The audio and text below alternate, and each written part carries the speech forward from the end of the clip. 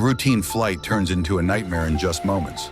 Turkish Airlines Flight 1951 was seconds away from safely landing at Amsterdam's Schiphol Airport when disaster struck. What went wrong? How did a hidden flaw in the aircraft system and a chain of human errors lead to a catastrophic stall just miles from the runway? Today, we unravel the chilling story behind the crash that claimed 9 lives and forever changed the aviation industry. This is the gripping tale of precision gone awry and lessons learned from the skies.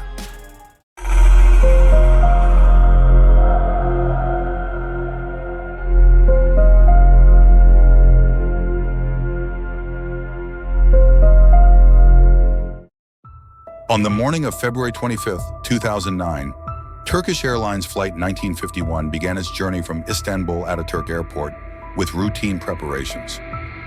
The Boeing 737-800 underwent standard pre-flight inspections, and the experienced flight crew, consisting of Captain Hasan Tahsin Arslan, First Officer Olgay Özgür, and a training pilot, boarded the aircraft alongside 6 cabin crew members. Weather conditions in Istanbul were favorable, and the 128 passengers, including business travelers and tourists, settled in for the 3-hour flight to Amsterdam. Turkish Airlines, founded in 1933, is the national flag carrier of Turkey and one of the world's leading airlines. With its headquarters in Istanbul, the airline serves more than 300 destinations across Europe, Asia, Africa, and the Americas, making it one of the largest networks in the aviation industry. Known for its exceptional service and award-winning in-flight experiences, Turkish Airlines has earned a reputation for both luxury and reliability. Istanbul Ataturk Airport, named after Turkey's founding father Mustafa Kemal Ataturk, was the primary international gateway to Istanbul until it was replaced by the new Istanbul Airport in 2019. Opened in 1953, Ataturk Airport was one of Europe's busiest and largest airports, handling millions of passengers each year. It played a pivotal role in connecting Turkey to the world, offering flights to over 250 destinations. According to the flight plan, Turkish Airlines Flight 1951, with the call sign THY 1951, would take off from Istanbul Ataturk Airport at 9:30 a.m. local time, beginning its journey of approximately 2,500 kilometers to Amsterdam Schiphol Airport. The planned flight time was about 3 hours, following a direct route over European airspace. The aircraft operating Flight 1951 was a 7-year-old Boeing 737-800 series model 8F2, registered as TCJGE and named Tekirdağ. The 8F2 model refers to the specific configuration of the 737-800 designed for Turkish Airlines. At the time of the crash, the airline had 51 aircraft of this model in service. The plane first took flight on January 24, 2002, and was delivered to Turkish Airlines on March 27th of the same year. The flight was operated by a crew of 7 members.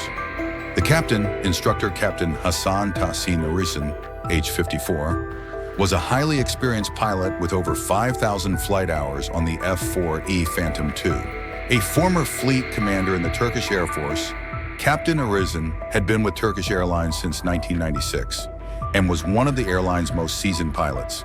The safety pilot, Olgay Özgür, age 28, a graduate of a flight school in Ankara, had previously flown the MD-80 for World Focus Airlines before joining Turkish Airlines, where he obtained his 737 type rating in 2006. He was seated in the cockpit's center jump seat. The co-pilot Murat Sezer, age 42, was undergoing line training and was seated as the second in command. The cabin crew included Figen Eren, Perihan Özden, Ulvi Murat Eskin, and Yasmin Vural.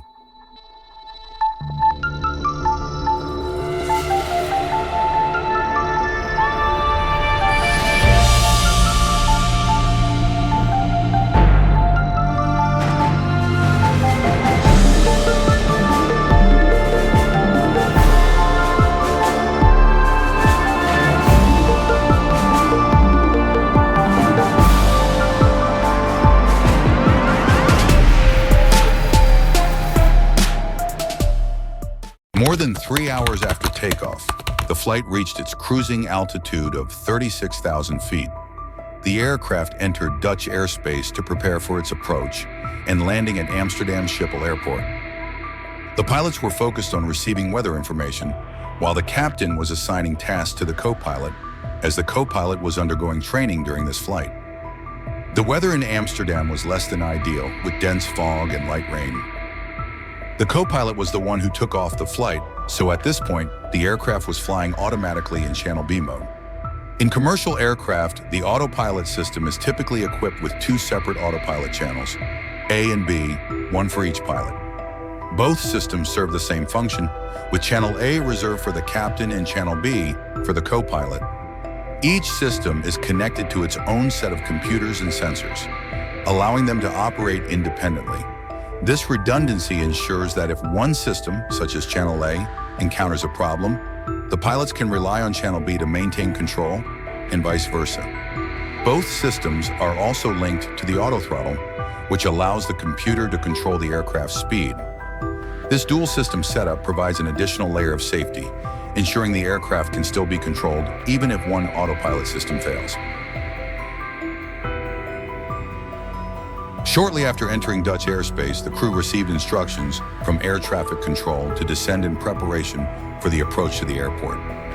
All preparations for landing were completed, and the aircraft continued its descent into the thick clouds and fog.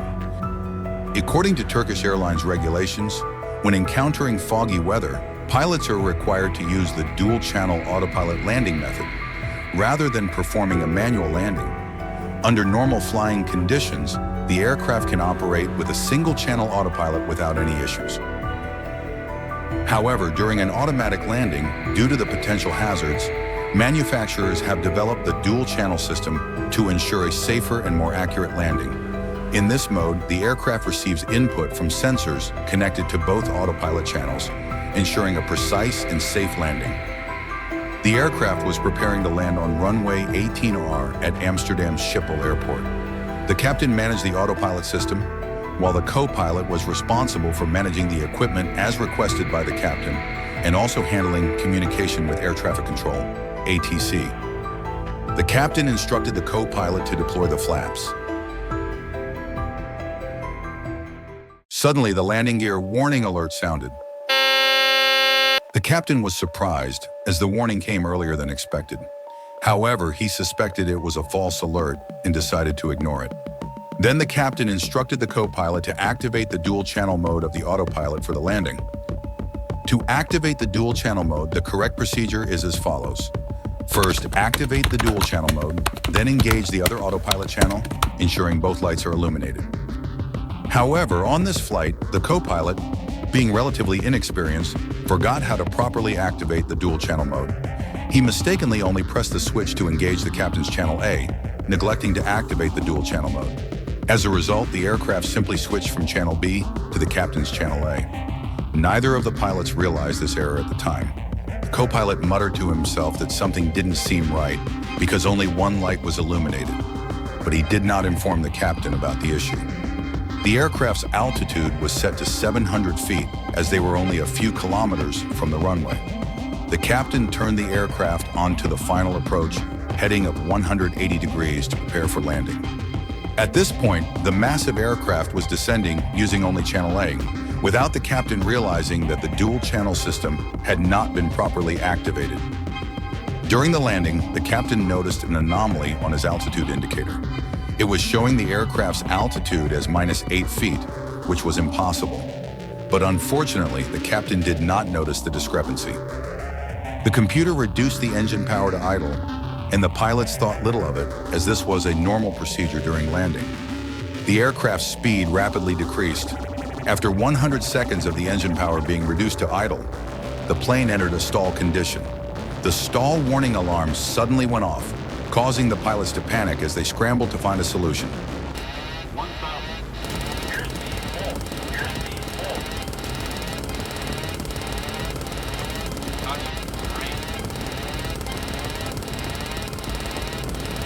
But it was already too late. There was nothing anyone could do to prevent the inevitable, and the aircraft crashed in a tragic collision.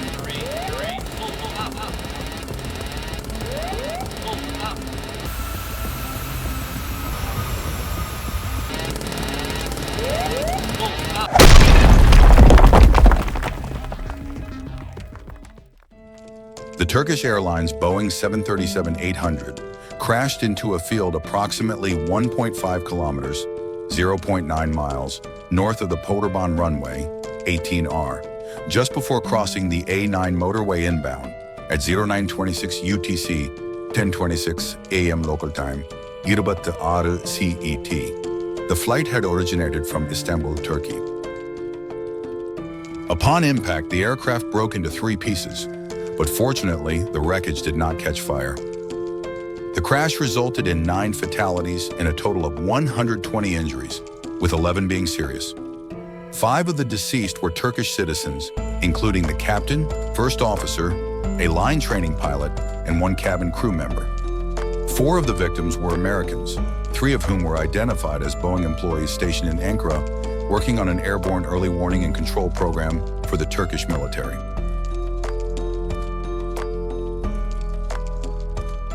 The investigation was led by the Dutch Safety Board, with assistance from an expert team from Turkish Airlines, a representative team from the NTSB, and advisors from Boeing and the FAA. Turkish Airlines' standard operating procedure at the time required all approaches to be flown in dual-channel mode when available. However, the inexperienced first officer on the 737NG forgot to arm the approach mode on the aircraft's mode control panel, MCP, before engaging CMDA to initiate the dual-channel approach. As a result, the aircraft assumed the pilots intended to conduct a single-channel approach using only CMDA, the captain's autopilot. Unbeknownst to the pilots, CMDA had a faulty radio altimeter, which played a key role in the accident. The final report, released on May 6, 2010, stated that the approach was unstable and the crew should have initiated a go-around. A faulty radio altimeter caused incorrect altitude readings, leading to a reduction in thrust and a drop in airspeed, which the crew didn't notice until the stick shaker activated. The stall recovery procedure was not executed properly, resulting in a stall and crash. Turkish Airlines disputed the findings on stall recovery. An investigation by the New York Times in January 2020 suggested that the DSB had downplayed criticisms of Boeing in its 2010 report following pushback from American officials, including those from Boeing and federal safety bodies.